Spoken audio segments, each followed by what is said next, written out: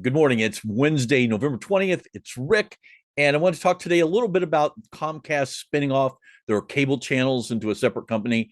First of all, I would just have to say, look, you should ignore most of the reporting you're seeing in the trades today.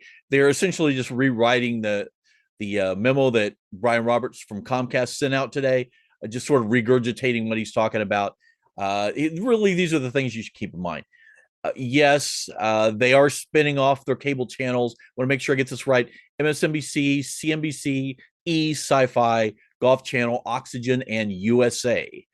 But notably, they're also spinning off some of their digital assets: Fandango, Rotten Tomatoes, Golf Now, and Sports Engine, which leads me to believe that this is just as much about taking stuff off of Comcast bottom line as anything else, because there's really no synergy between these cable channels and the digital assets. And as a matter of fact, one of the reasons that Comcast bought Rotten Tomatoes in the first place was that they wanted to integrate it with some of Universal Films projects and try and figure out some ways to work some synergy that way. So the fact that it's ending up in this separate company now tells me that basically they're just wanting to get rid of this stuff, and it will take all this revenue, all the whatever happen to be losses at some point off of Comcast bottom line.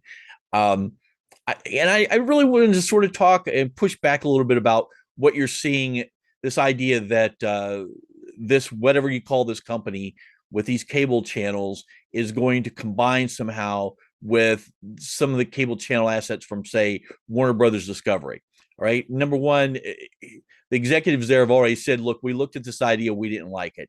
The other thing is, in the case of Warner Brothers Discovery, and to a certain extent with Paramount as well, they ran into the same problem that Comcast ran into with Bravo, in that a lot of their linear channels provide really important programming for the streaming services. And unless you're going to spin off, for instance, Max and the cable networks, well, then that's going to be a real problem. And I think if anything else, that's going to really hold it up.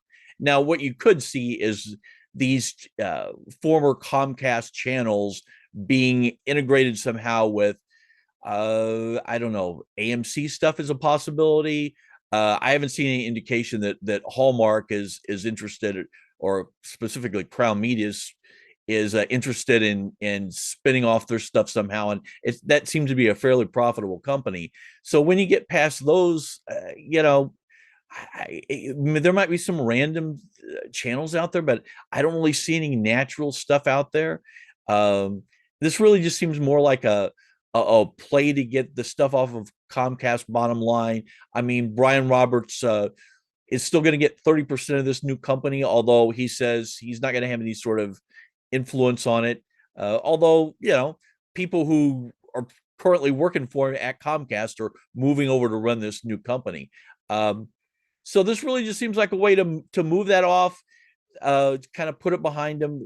Brian Roberts is still going to make his hunk of change.